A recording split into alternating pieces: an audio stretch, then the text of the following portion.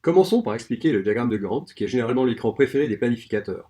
Le diagramme de Gantt représente l'utilisation des ressources listées sur la gauche de l'écran, ceci en fonction du déroulement du temps que vous trouvez sur le haut de l'écran. Un Gantt de synchronisation prend au minimum en considération les machines et le personnel. Quelques infos sur les barres, ici le numéro de l'OF, la référence à article et la taille du lot. Qu'est-ce que la synchronisation? La synchronisation consiste à placer les opérations de production afin de répondre aux besoins clients.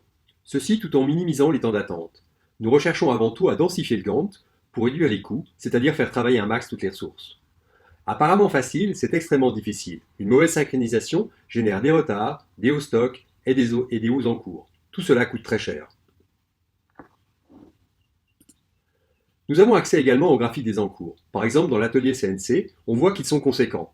Le 30 avril, on voit 3 OF en attente devant la machine AS. Si on regarde le tableau résumé de l'évaluation d'ordonnancement, on voit 27 heures de fabrication, un taux de service de 100%, un délai moyen par OF de 7 jours, la somme des temps de réglage, le grand total est de 6 jours, les réglages correspondent donc à 16% du temps total. Si on passe maintenant aux résultats financiers, on voit que la somme des OF vendus correspond à 33 600 CHF. Les coûts matières, matériels, comme les tenons, les tubes utilisés correspondent à 1748 CHF. Les coûts horaires correspondent à 32 040 CHF, donc la somme des coûts est de 33 788 CHF. Dans ce cas, sur l'exercice, l'usine perdra 188 CHF.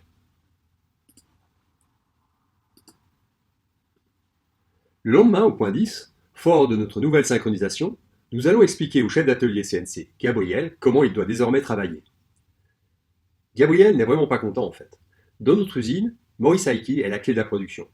Avec la synchronisation proposée, issue du paramétrage de l'ERP, il y a devant chaque article un réglage de 5 heures. Il n'est pas d'accord, car suivant l'enchaînement des articles, les réglages passent de 5 heures à 30 minutes, simplement parce qu'il y a moins d'outils à régler. Ici est la source de tous les conflits entre les chefs d'atelier et la logistique. En effet, pour faire des séquences productives sur Maurice Aiki, on doit lancer les ordres dans le bon sens, et les opérations amont et aval doivent bien être synchronisées. C'est exactement ici que la puissance du numérique est démontrée. En effet, le numérique joue le rôle de grand architecte et il synchronise les opérations avant Maurice Aiki et après Maurice Aiki, ceci pour offrir des séquences productives sur Maurice Aiki. Ici, l'être humain n'a tout simplement pas la capacité de résoudre ce problème. La première séquence proposée, avec 5 heures de réglage par article, est la suite A, C, D, F, G, H, I que vous voyez sur Maurice Aiki. Gabriel nous dit que si l'on fait juste l'inverse, donc I, H, G, F, D, C, A, chaque réglage passera de 5 heures à 30 minutes. Nous optimisons donc notre synchronisation de suite. Voilà, le résultat est bluffant en fait. La synchronisation amont et aval issue de cette suite logique montre d'excellents résultats. On va les voir tout de suite. Déjà sur les encours. Ils sont drastiquement réduits. Il n'y a plus qu'une fois 2 OF en attente devant AS et Maurice Aiki. Si on regarde le résultat d'évaluation, on n'oublie pas de mettre la légende.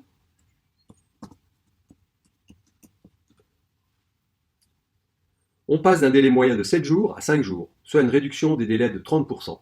Le temps de préparation total passe de 6 jours à moins de 3 jours, soit une réduction des temps de réglage de plus de 50%. Si on regarde maintenant les KPI financiers, qu'on va lancer tout de suite, voilà, ça se calcule très rapidement. On n'oublie pas de mettre la légende.